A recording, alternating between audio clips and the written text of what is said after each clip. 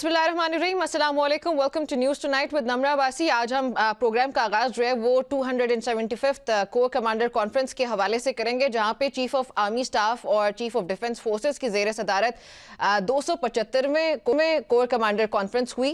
Forum का मुसल्लह अफवाज, कानून नाफिज करने वाले इदारों और मादरे वतन के दिफा में अपने जानों का नजराना पेश करने वाले मासूम शहरियों को एक तो ज़बरदस्त खराज अकीदत पेश किया गया, फिर साथ ही फोरम ने जो शहदाएं उनकी बेमिसाल कुर्बानियों को खराज तहसीन पेश करते हुए इरादा ये किया कि शहदा की जो कुर्बानी है वो हमेशा पाकिस्तान की कौमी सलामती, इत्तेहाद और इस्तकामत की बुनियाद बनी रहेंगी।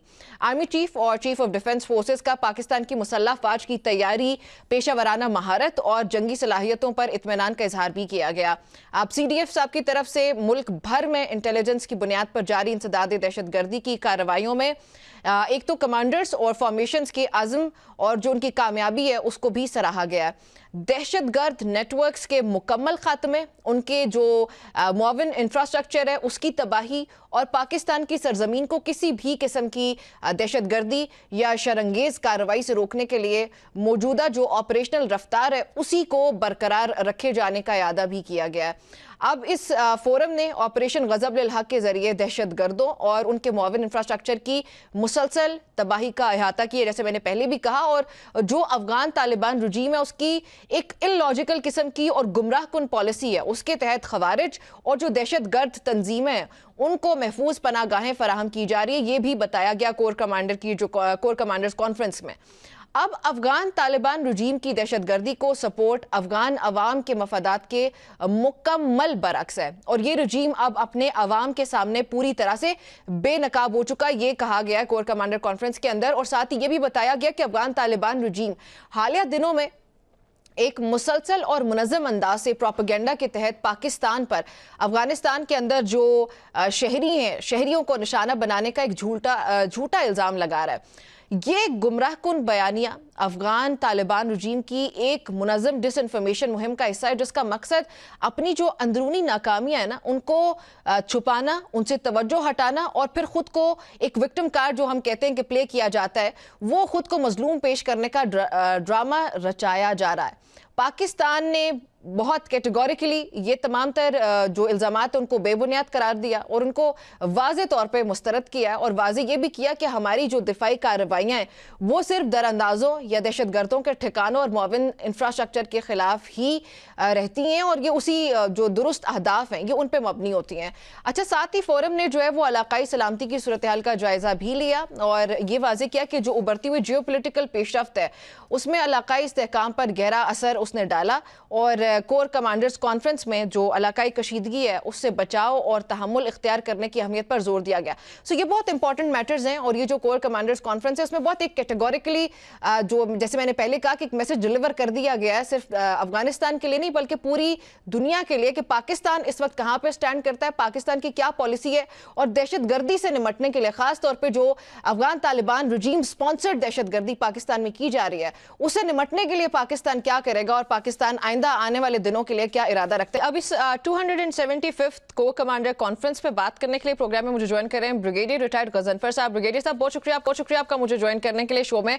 सर, हमने देखा कि जो कोर कमांडर कॉन्फ्रेंस हुई है उस पर फील्ड मार्शल साहब ने बहुत वाज़ेह अंदाज पे ये अवाम को बता दिया और पूरी दुनिया को एक पैगाम दिया कि किस तरह से अफगान तालिबान रजीम जो है वो हालिया दिनों के अंदर एक मुसलसल प्रोपेगेंडा के तहत पाकिस्तान के ऊपर ये इल्ज़ाम आयद कर रहा है कि पाकिस्तान सिविलियन टारगेट्स को जो है वो निशाना बनाते हुए टारगेट्स जो है वो सिविलियंस ही हैं और वहां पे सिविलियंस को टारगेट किया जा रहा है और बताया गया कि एक झूठा इल्जाम है और पाकिस्तान जो है वो इस डिसइंफॉर्मेशन को, इस मुहिम को मुस्तरद करता है। Sir, how do you see this development?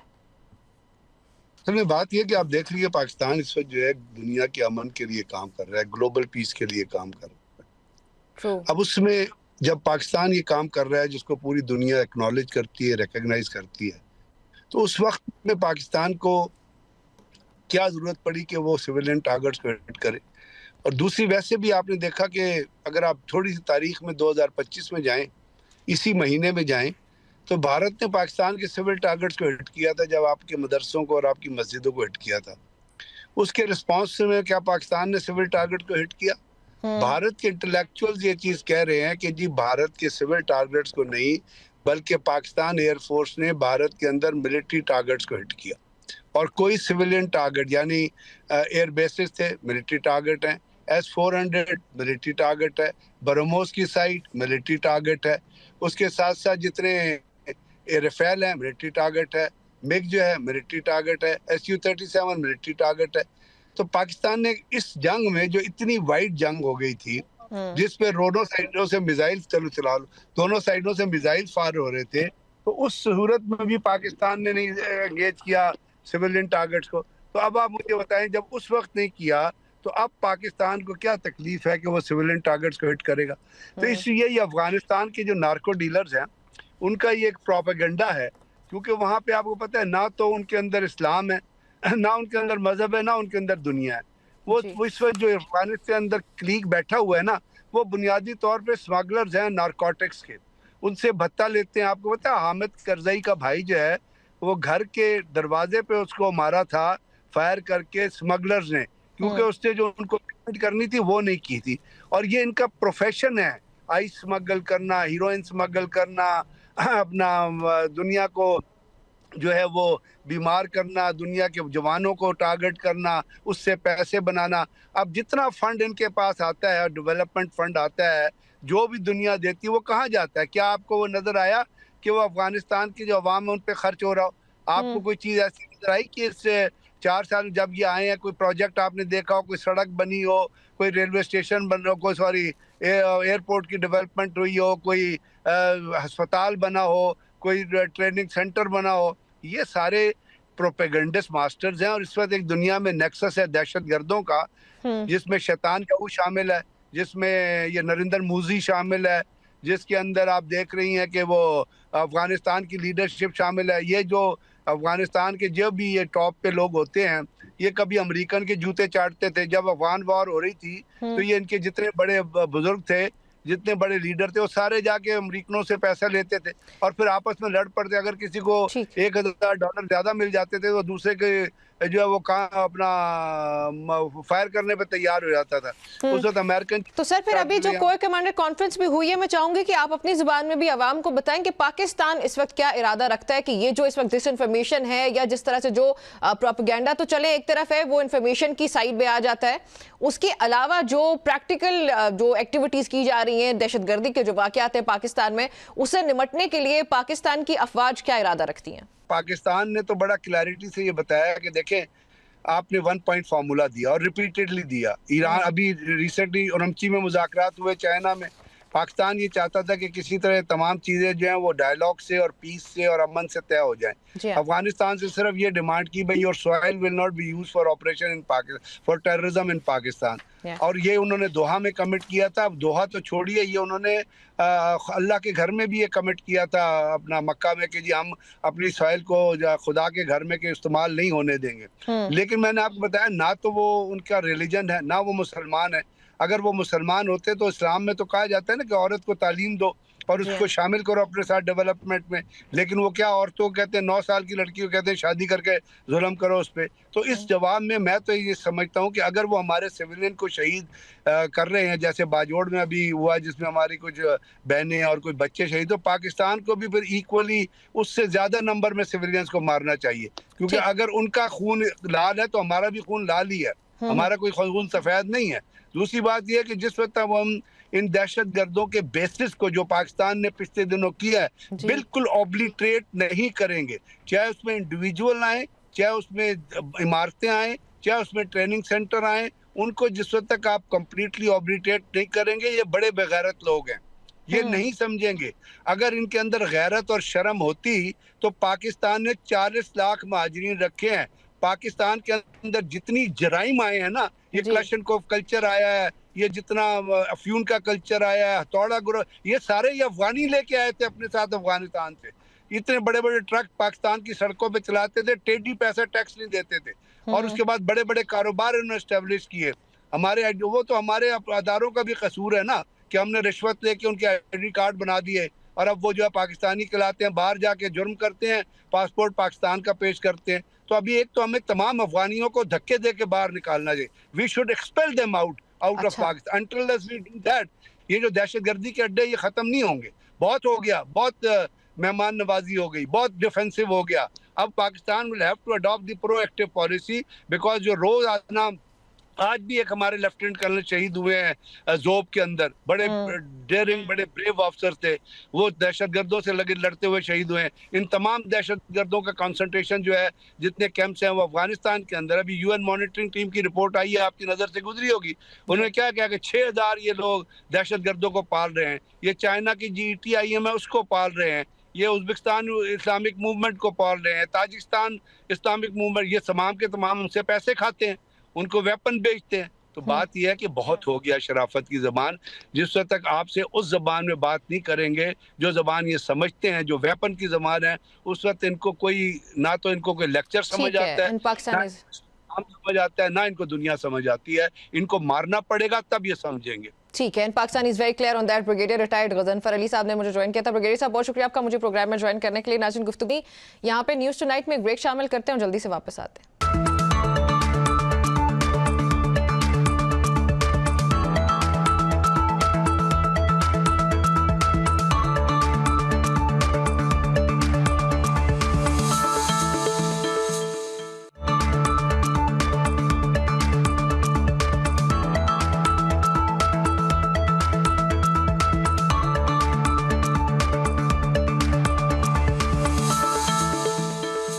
G welcome back to News Tonight. آج کے نیوز ٹو نائٹ میں ہم ایک ایسے معاملے پہ بات کر رہے ہیں جو کہ اس خطے تک اب محدود بالکل نہیں رہا, جو کہ ہمیں ایک عالمی تجارت, پھر اگر میں انرجی کی بات کروں, سیکیورٹی, یہ ہر طرح کے معاملے سے جڑ چکا ہے.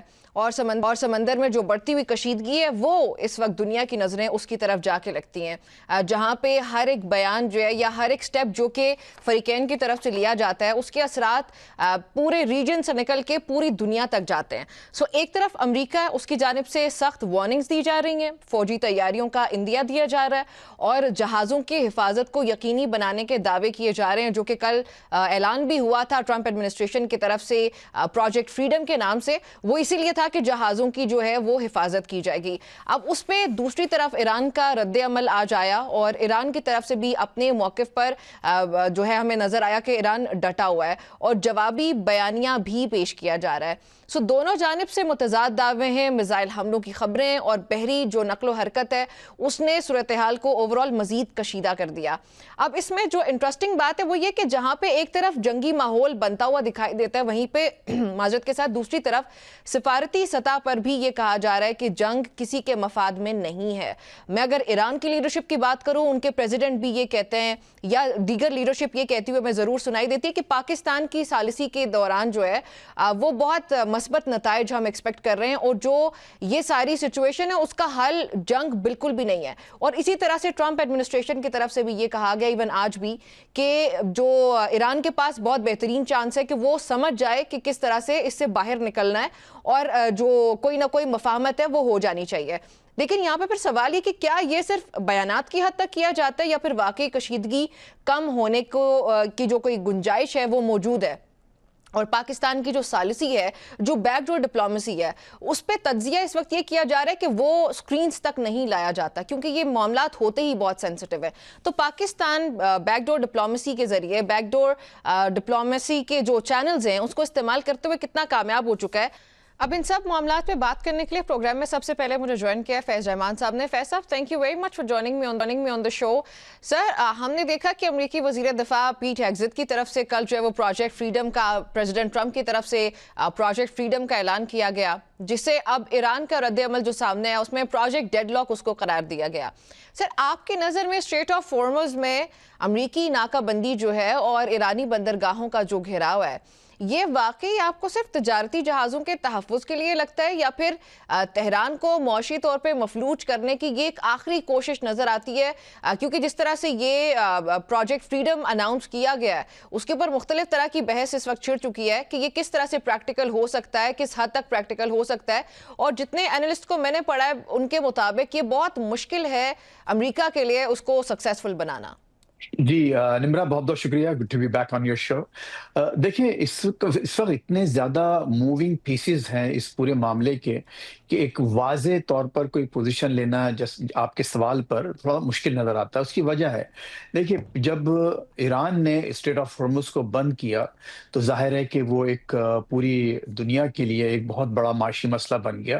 تو پھر یہاں پر ٹرمپ صاحب کو مشورہ دیا گیا کہ کیوں نہ ہم ایران کے جہازوں کو بھی بلاکیٹ کریں، تاکہ ان کی اپنی اکانومی بھی اس سے متاثر ہو. کیونکہ جو انہوں نے بلاکیٹ کیا تھا ایرانیوں نے، تو اس کے تحت تو ایران کے جہاز تو ایکسپورٹ کر رہے تھے آئل، لیکن دوسری کمپنیاں یا دوسرے ممالک کے جہاز وہ اس آئل سپلائی سے محروم ہو گئے تھے.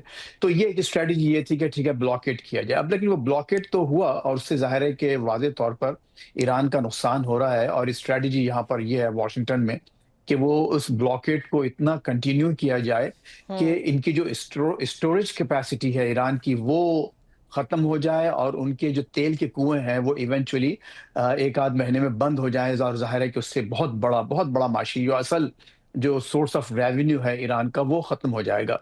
اب اس بلاکیٹ کو ختم کرنے کے لیے، یعنی یو ایس بلاکیٹ کو ختم کرنے کے لیے، آپ نے دیکھا کہ ایران نے، چونکہ بلاکیٹ بہرحال ایک ایکٹ آف وار ہوتا ہے، تو اس کو ایران نے پوری طرح سے کوشش کی کہ کس طرح سے اس کو کمزور کیا جائے اور اس کے مختلف حوالوں سے اس کو پینیٹریٹ کیا جائے. اور اس کے پاس دیکھیے، ایران کے پاس جو بالکل اب تو کھلی اسٹریٹجی ہے. دو چیزیں ان کے پاس ایک اہم ہے. ایک تو یہ کہ سیمیٹرک وار کا مطلب یہ ہوا کہ ہاریزانٹلی انہوں نے جو خطے کے ممالک ہیں ان کو نقصان پہنچانا شروع کیا. آپ سب جانتے ہیں کہ جس میں گلف اسٹیٹس ہیں، ایون سعودی عرب تک بات پہنچ گئی. اور پھر اس کے علاوہ انہوں نے یہ کیا کہ پوری دنیا کے معاشی نظام کو متاثر کیا جائے. اور اس وقت وہ اسی اسٹریٹجی پر کاربند ہے. اب انہوں نے جو ایک پورا معاملہ شروع کیا، آپریشن یعنی پروجیکٹ فریڈم، تو اس کی وجہ واضح ایک یہی نظر آتی ہے کہ ایران کا بلاکیٹ رکھتے ہوئے، ایران کو اس آئل ایکسپورٹ سے محروم رکھتے ہوئے، دنیا کے دوسرے ممالک کو یہ چانس دیا جائے کہ وہاں سے وہ اپنی سپلائز جاری رکھ سکے. اس میں دیکھیے دو باتیں اہم ہیں. اس کا مطلب یہ ہوا کہ اب جو آج ہیکسیٹس نے یہاں پر جو بات کی ہے واشنگٹن میں، انہوں نے یہ کہا کہ ہم یہ ایک عارضی ایک آپریشن ہے، اور ہم اب دنیا کے دوسرے ممالک کو موقع دے رہے ہیں کہ وہ آئیں اور ہمارے ساتھ اب شامل ہو اس میں.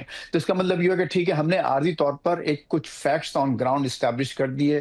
ہمارے وہاں سارے بحری بیڑے پہنچ چکے ہیں، ایئر کرافٹ کیریئرز وہاں پہنچ چکے ہیں، 100 سے زیادہ ہمارے جہاز وہاں، ایئر کرافٹ یعنی جو ہوائی جہاز موجود، لڑاکا جہاز موجود ہیں. تو اب اس کے بعد اب دوسرے ممالک کو، خصوصاً یورپ کو، چائنا کو، اور جاپان، ساؤتھ کوریا، وہ ممالک جو براہ راست اس سے متاثر ہیں، وہ آئیں اور ہماری اس میں مدد کریں. تو اگر یہ اسٹریٹجی اگر کامیاب ہو جاتی ہے، یعنی ایک طرف آپ نے ان سب لوگوں سے مل کے ہرمز کو کھول دیا، لیکن ایران کا بلاکیٹ جاری رہتا ہے، تو یہ تو ظاہر ہے کہ بڑی زبردست وکٹری ہے ٹرمپ صاحب کے لیے. اور اس کو یہاں پر بہت زیادہ تو اس کو آپ یہ کہہ رہے ہیں کہ ایکسپلائٹ اس وقت کریں گے. یو ایس کی طرف سے ایک لارجر نیکسس ڈیولپ کرنے کی کوشش کی جا رہی ہے. بالکل، وہ کوشش کی جا رہی ہے. اور جیسے میں نے عرض کیا کہ اگر یہ کامیاب ہوتی ہے، ظاہر ہے کہ یہ بہت بڑا ہے، جسے ifs and buts کہتے ہیں. بہت زیادہ اس میں چانس یہی ہے کہ، اور آپ نے دیکھا کہ جو فوری طور پر ایران نے جو حملے کیے ہیں یو اے ای پہ، یعنی اب دیکھیے، لیکن اصل مسئلہ یہ ہے نمبرہ کہ دونوں طرف سے ایسکیلیشن زیادہ بڑھ رہی ہے. اور میں غالباً آپ کے شو پہ کچھ روز پہلے کہہ چکا ہوں، اور مسلسل کہہ رہا ہوں مختلف شوز پر. مجھے کافی موقع مل رہا ہے بات کرنے کا پاکستانی چینلز پر. تو اس میں یہی میں نے کہا کہ آپ کو معاملات زیادہ کشیدگی کی طرف بڑھتے جا رہے ہیں. اس کی وجہ ہے واضح طور پر وہ یہ کہ آپ دیکھیں دونوں کی جو پوزیشن ہے وہ بڑھتی جا رہی ہے. اب ایران نے جو بات کی تھی کہ ٹھیک ہے، اسٹریٹ آف ہارمز پہ ہمارا قبضہ رہے گا اور ہم اس کو آپریٹ کریں گے، ہم اس پہ ٹولز لیں گے، ہماری سوورنٹی ہے.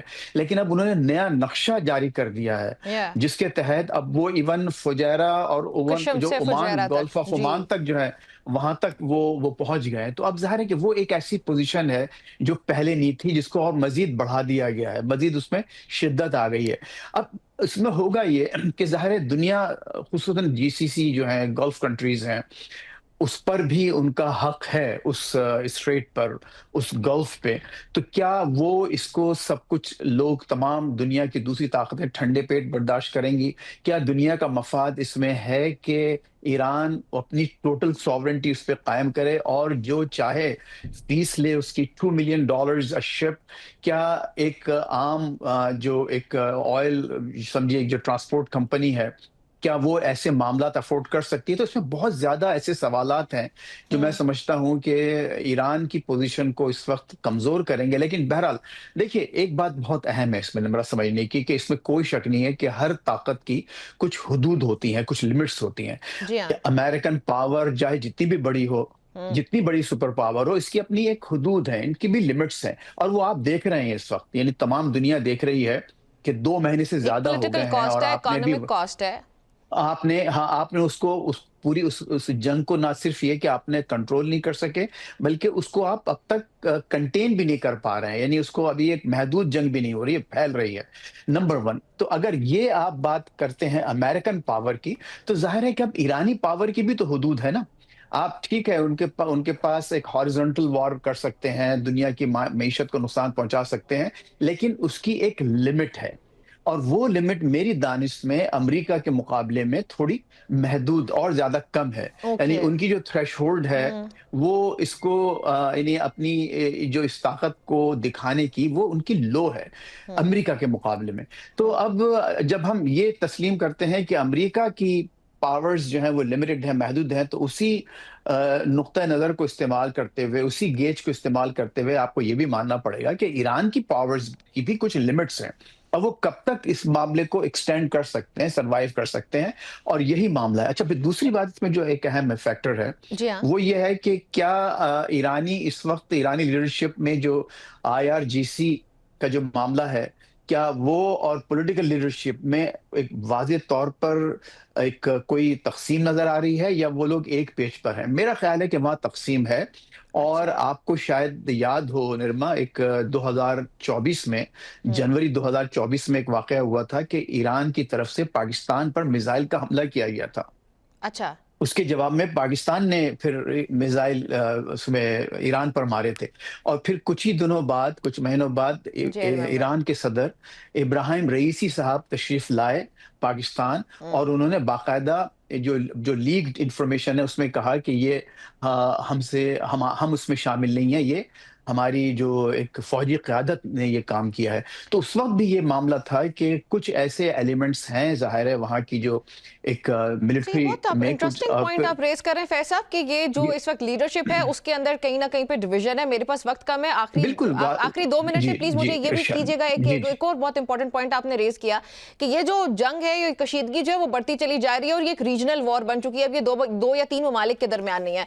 अब रीजनल वॉर की जहां पे बात आती है, तो जो सस्पेक्टेड ईरानियन स्ट्राइक है ऑन द UAE, उसके ऊपर भी आज हमने देखा सऊदी अरब, इवन पाकिस्तान, जॉर्डन, कतर, सब ने उसको कंडेम किया है।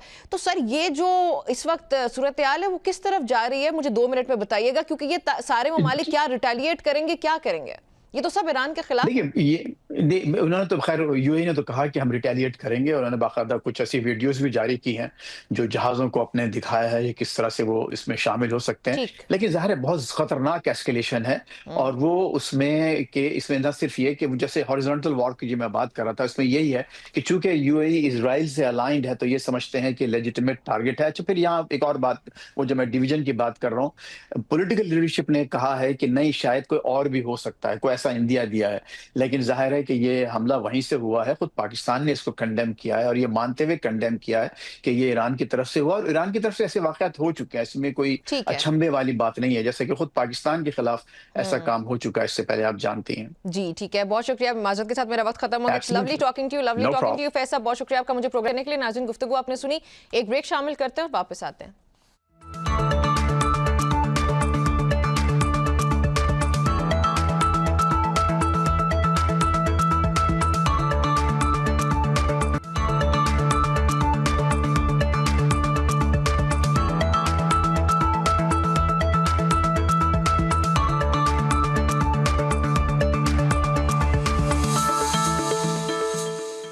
जी welcome welcome back to news tonight. कुछ मईशत की बात करेंगे जहां पे IMF के साथ सख्त मुआशी इस्लाहात का मुआहदा तय पा चुका है, तो दूसरी तरफ अगर मैं कहूं तो वो अंदरूनी सियासी और सूबाई तनाव भी बढ़ता हुआ हमें दिखाई देता है। अब हुकूमत पाकिस्तान ने सरकारी इदारों की कारकर्दगी बेहतर बनाने और खसारे को जो है वो कम करने के लिए IMF के साथ एक अहम मुआहदा किया।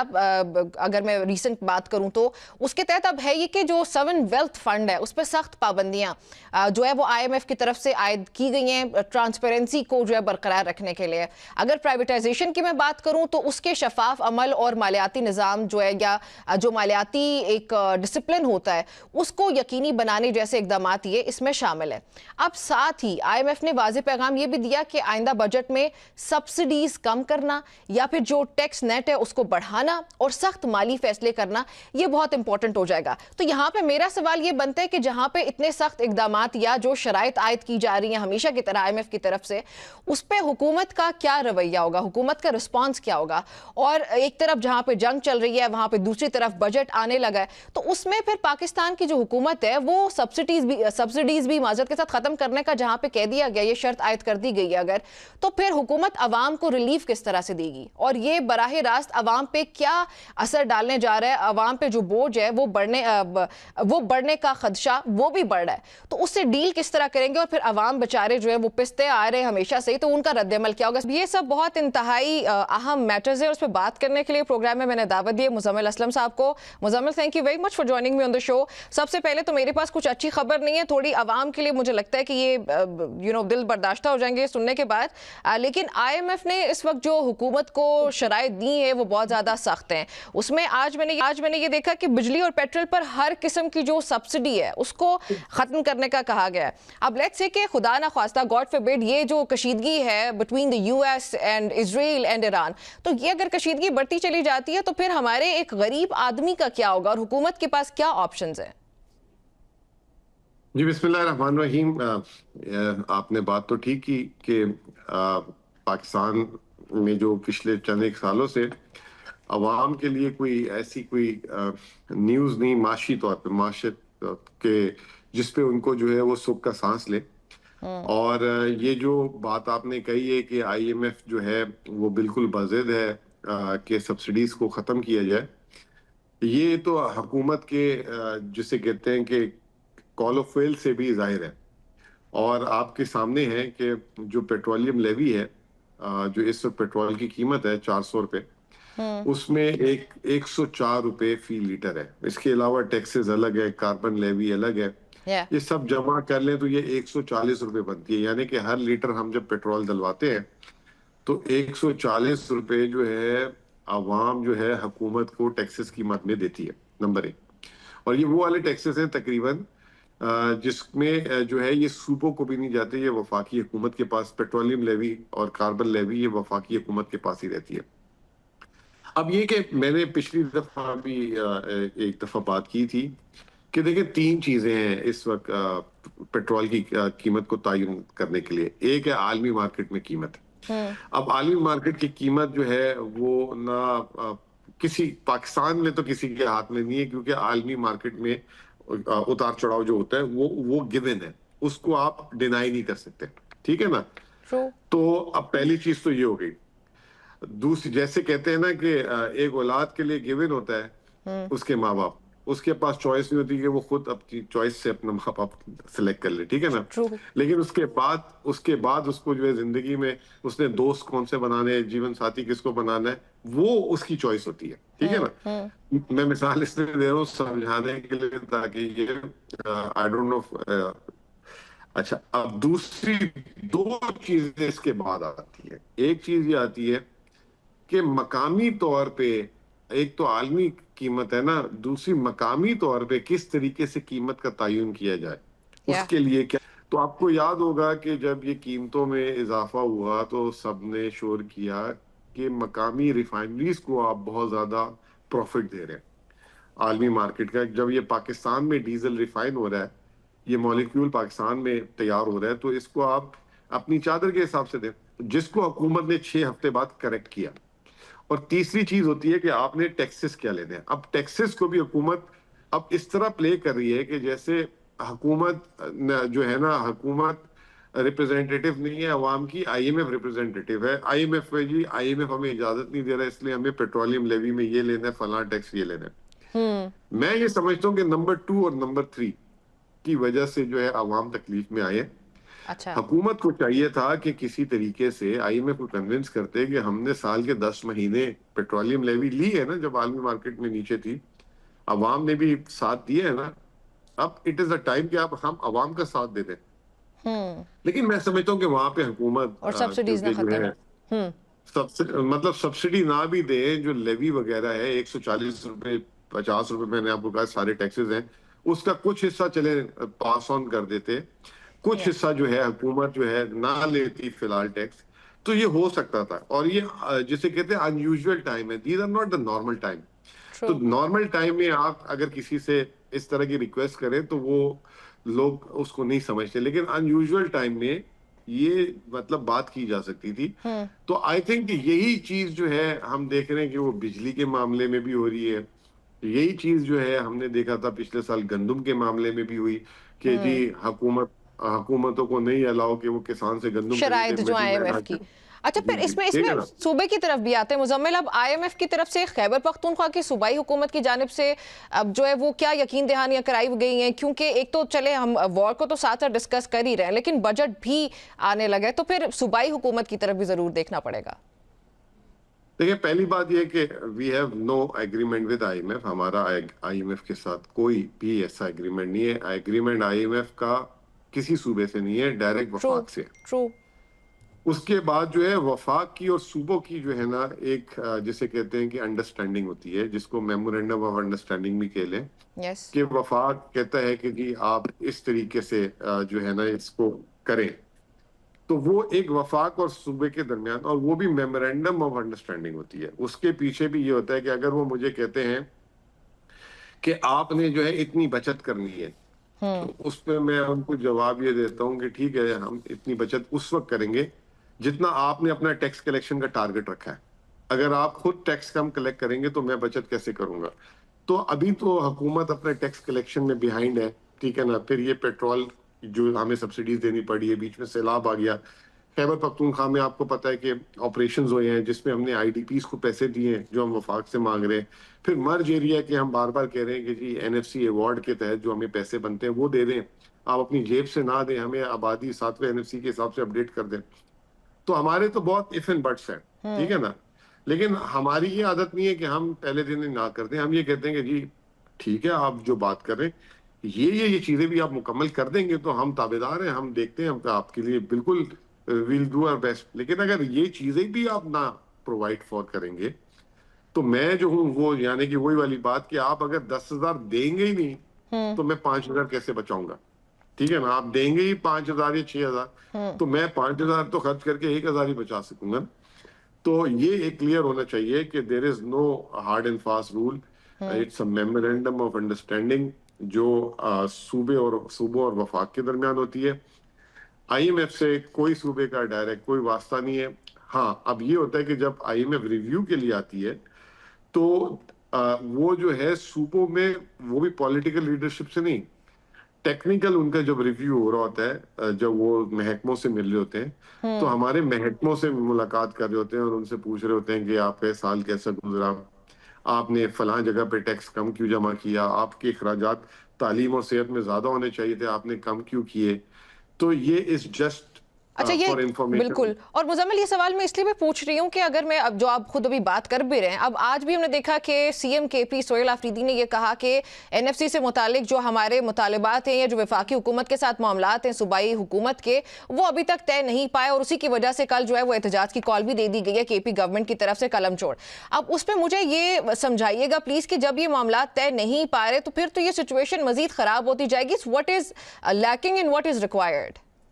دیکھیں مجھے ایک بات, اس کو آپ اس طریقے سے لیں کہ جیسے آپ نے دیکھا کہ سم ٹائمز اگر حکومت کے اتحادی ہوتے ہیں اور کوئی بل آ رہا ہوتا ہے تو یوزلی حکومت کے اتحادی ہی واک آؤٹ کر کے جا رہے ہوتے ہیں, اور وہ کہہ رہے ہوتے ہیں کہ جی ہم یہ بل پاس نہیں کرائیں گے کیونکہ آپ نے ہمیں کانفیڈنس میں نہیں لیا, یا ہم نے کہا تھا کہ ہماری بھی یہ شرطیں یا ہمارے یہ مطالبے ہیں, اپنا مطالبہ لے آئے, ہمارا مطالبہ نہیں لے کر آئے. کہ وہ صرف اس وقت موو فارورڈ کرتا ہے جب کنسنسس ہو جائے, یعنی کہ آپ پھر میں اگزامپل دیتا ہوں کہ جو سیکیورٹی کاؤنسل آف UNO ہے اس کے جو ممبر ہیں ان میں سے ایک آدمی بھی ویٹو کر دے تو وہ موو نہیں ہوتی ایجنڈا یا جو بھی کہہ لیں آگے نا، وہ ہو جاتی ہے، رد ہو جاتی ہے۔ NFC میں بھی اس طریقے سے ہے کہ چاروں صوبے اور وفاق جب تک اتفاق نہیں ہوگا وہ چیز جو ہے ریکمینڈ نہیں ہوگی ٹو دا پریزیڈنٹ، پہلے ان کی آپس میں اتفاق ہونا چاہیے۔ تو ہمارے NFC میں it is not just federal government who is denying right, it is other provinces, وہ بھی جو ہے اس میں جو ہے، کیونکہ اگر ہمیں وہ دیتے ہیں تو ان کے شیئر کٹ جاتا ہے فائنینشلی، اور کوئی آدمی جو ہے اپنا شیئر کٹوانے کے لیے آپ کو پتا ہے بڑا مشکل کام ہوتا ہے کسی کے پیسے کاٹنا نا، تو اس کی وجہ سے ایک کنسنسس نہیں ہو پا رہا۔ اب ہم یہ سمجھتے ہیں ایز اے فیڈریشن وفاقی حکومت کو یہ اگر وہ نہیں ہو رہا کنسنسس تو بٹھائے کنسنسس کرائے، اس طرح وائے آلریڈی 8 years gone، مطلب 2018 سے ہوا ہے، 8 سال گزر گئے کہ اگلے 8 سال انتظار کرنا ہے، اور یہاں پہ جو ہے اب وہ کرائسس جو ہے بڑھتا جا رہا ہے۔ آپ کو پتہ ہے لا اینڈ آرڈر کی سچویشن، یہاں کے لوگ جو ہیں محرومیہ کے وہ شکار ہیں، وہ کہتے ہیں پورا پاکستان پھل پھول رہا ہے، ہمارے پاس یہاں پہ پراپر انفراسٹرکچر نہیں ہے، ہمیں جو انفراسٹرکچر دیں۔ اب KP حکومت اس وقت انفراسٹرکچر دے گی نا جب وفاق ان کے جو حق ہے جیسے باقی صوبوں کو ملتا ہے تو وہ ملے۔ تو یہ جو ہے آئی تھنک کہ بہت اچھا جو ہے ایک موو ہے، اور ایک بڑا جسے کہتے ہیں کہ آپ یہ کہہ لیں پارلیمانی کہہ لیں جمہوری کہہ لیں وہ ہے، اور جس سے جو ہے پورے پاکستان کو KP کی عوام کو یہ مقدمہ صحیح طرح پہنچے کہ جی ہو کیا رہا ہے، زیادتی کہاں سے ہو رہی ہے، کیوں ہو رہی ہے، کیوں اس میں ڈیلے ہے، یہ تمام چیزیں۔ اچھا مزمل، کچھ سٹیٹسٹکس ہیں اس وقت میرے پاس جو یہ بتاتے ہیں کہ پنجاب کا جو بیرونی قرضہ ہے وہ کم ہوا، جبکہ باقی تینوں صوبوں، خاص طور پہ اگر میں سندھ کی بات کروں، KP کی بات کروں، تو ان پہ قرض جو ہے وہ بڑھا ہے۔ اب یہ جو ایک غیر متوازن صورتحال ہے اس کی مجھے وجہ بتائیے گا، اور اگر آپ کہتے ہیں تو، and by the way correct me if I am wrong, جو میرے پاس سٹیٹسٹکس ہیں وہ آف کورس وزارت خزانہ کی دستاویز کے مطابق ہیں، تو یہ مجھے اس کی وجہ بتائیے گا پلیز۔ دیکھیں سب سے پہلی بات تو یہ کہ KP کی اس وقت جو فائنینشیل پوزیشن ہے that is on the sweetest spot in the history of 78 years, ٹھیک ہے نا؟ That is in what, sorry? 78 year history of Pakistan یہ KP کے لیں، ٹھیک ہے نا؟ سویٹسٹ اسپاٹ مطلب یعنی کہ ہم ایک بہترین مالی پوزیشن میں ہیں، اور یہ جو ہے، اور یہ ہم نے پچھلے 2 سال میں we have achieved this, number 1، ٹھیک ہے؟ اب جو قرض ہے نا، 2 طریقے کے قرض ہوتے ہیں۔ ایک قرض ہوتا ہے کہ آپ نے اپنا کچن چلانے کے لیے لینا ہے، ٹھیک ہے نا؟ تو اس کا مطلب یہ ہے کہ آپ کے پاس اتنی بھی آمدنی نہیں ہے کہ آپ اپنا کھانا پینا افورڈ کر سکیں، ٹھیک ہے نا؟ اور ایک قرض ہوتا ہے کہ آپ کے پاس کچن کے بھی پیسے ہیں، آپ کے پاس جو ہے اپنے بچوں کی فیسیں بھی ہیں، سارے آپ کے کام ہو گئے، لیکن آپ چاہتے ہیں کہ آپ کا گھر سنگل سٹوری ہے، آپ اس کو ڈبل سٹوری بنانا چاہتے ہیں، اس کے لیے آپ قرض لے کے کہ ایک ڈیولپمنٹ کروں میں، اپنی ایک انویسٹ ایسٹ بناؤں، ٹھیک ہے نا؟ KP کا جو قرضہ ہے آج تک جو بھی لیا گیا وہ لیا گیا فار دا ڈیولپمنٹ پرپس، اس سے جو ہے ہم نے ڈیمز بنائے اپنا کچن چلانے کے لیے، یعنی کہ تنخواہیں دینے کے لیے یا بجلی کے بل دینے کے لیے صوبے کے لیے نہیں کیے، یہ اس لیے کیے گئے، نمبر 1۔ دوسرا وہ جو ہے 2019-20 اس طریقے سے الگ الگ ٹائم پہ جو ہے قرض لیا گیا ہے، لیکن وہ قرض جو ہے جس دن لیا جاتا ہے وہ اسی دن اس کی ڈسبرسمنٹ نہیں ہو جاتی، وہ جو ہے جیسے جیسے بینچ مارک کراس کرتے ہیں نا، کہ اگر آپ نے پلنتھ ڈال دی ہے تو آپ کو 5% ملے گا، پھر آپ نے فرسٹ فلور ڈال دیا ہے تو آپ کو مزید 10% ملے گا، تو جیسے جیسے ایز دا پروجیکٹ پروگریس اس کے ساتھ ساتھ آپ کو ڈسبرسمنٹ ہوتی ہے۔ تو یہ جو ابھی جو ہم نے 2 سالوں میں جو ہمارے پاس پیسے آئے ہیں، یہ جو ہسٹوریکل پروجیکٹ جو آن گوئنگ چل رہے تھے اس کے میجورٹی آف دا کیسز پہ آئے۔ دوسری چیز، تیسری چیز، ہم نے کام اچھا کیا، کیونکہ جب میں نے آپ کو کہا کہ ہم ایک مالی طور پہ مستحکم پوزیشن میں آ گئے، تو ہم نے ایک ڈیٹ ریٹائرمنٹ فنڈ بنایا جو پاکستان کی تاریخ میں آج تک کسی صوبے یا وفاق نے نہ بنایا نہ سوچا، یعنی کہ ہم جو ہے اپنا قرض اتارنے کے لیے ایک اکاؤنٹ بنا دیتے ہیں، اور یہ وہ والا نہیں قرض اتارو ملک سنوارو نواز شریف کا 92 والا کہ عوام اس میں چندہ کریں اور تاکہ ہم قرض اتاریں۔ یہ ہم نے اپنی فسکل مینجمنٹ سے جو اپنی سیونگز کی اس کو جو ہے اپنے لیے ہم نے اس کو کہا کہ یہ کل کو جب مستقبل میں قرض اتارنے کی باری آئے گی اور جو ہم اس پہ مارک اپ دیتے ہیں، سود دیتے ہیں، وہ جو ہے اس کے لیے رقم آج سے جمع شروع کر دیں کرنا۔ تو اس وقت جو ہے ہمارا جو 800 کچھ ارب 700 ارب 807 ارب جو انہوں نے قرض بتایا ہے، اس کا more than 35% of the total stock of the debt وہ ہم نے اس کی سیونگ کر کے رکھ لی ہوئی ہے الگ سے. یعنی کہ آج میں اپنے قرضے کا 35% واپس کر سکتا ہوں، جو آپ کے لیے شاید میرے خیال سے ایک میوزک ہو کہ یہ ایک ایسی بات ہے کہ قرض اتارنے کے لیے. اچھا اب آپ یہ کہیں گے کہ قرض اتارنا ہے تو پھر اتار دیں، ابھی کیوں جمع کیوں کر کے رکھے ہوئے؟ یہ انفارچونیٹلی جب جو World Bank, A D B ان کے لونز ہوتے ہیں تو وہ 20 ایئرس 25 ایئرس کے ٹائم فریم میں آپ نے ان کو واپس کرنا ہوتا ہے. There is no clause to retire early, ٹھیک ہے نا.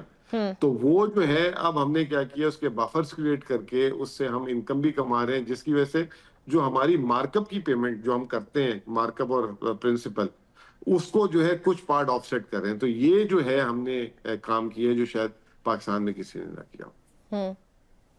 اچھا ٹھیک ہے. اب میرے پاس وقت کم ہے، میں آج چاہوں گی کہ آپ کے 2 سوال جو ہے وہ میں لے سکوں. ایک تو آئی ایم ایف نے اگلی مالی سال کے لیے جو ایف پی آر کا جو ٹیکس ہدف ہے وہ 15,500 ارب روپے رکھنے کی تجویز دی، اور ساتھ ہی جو tax to G D P ratio ہے وہ 1% اضافے کا مطالبہ ہوا.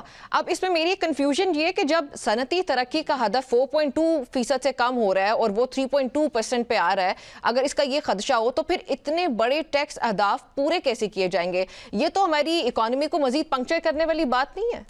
میں نے نا 20 سے 22 بجٹ دیکھے ہیں پاکستان کے، اوکے، اور ہر سال بجٹ کا باقاعدہ one of the active participant رہا ہوں ان دا میڈیا جب ڈسکس ہوتا تھا بجٹ، پری بجٹ بھی اور پوسٹ بجٹ بھی.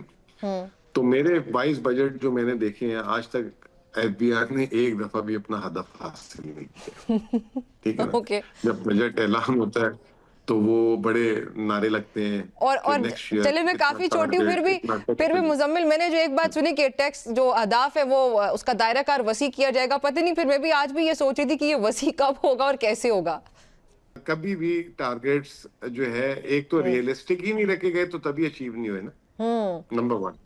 اور سم ٹائم جو ہے وہ اس کو ریئلسٹک بنانے کے لیے ٹیکس اوور برڈن کر دیتے تھے، جس کی وجہ سے پھر عوام کی چیخیں نکلی، جس کی وجہ سے الٹا ٹیکس زیادہ ہونے کے الٹا کم ہو گیا، لوگوں نے اپنے کاروبار بند کر دیے. یا اگر ایک نوکری پیشہ آدمی ہے اس کے 40% ٹیکس ہو گیا ہے تو وہ کہتا ہے میں بھائی ایک کام کرتا ہوں، دبئی چلے جاتا ہوں ٹیکس فری میں، تو اب یہاں میرے کو پیسے بہت کم بچتے ہیں، ٹھیک ہے، نوکری وہاں کر لیتا ہوں جا کے.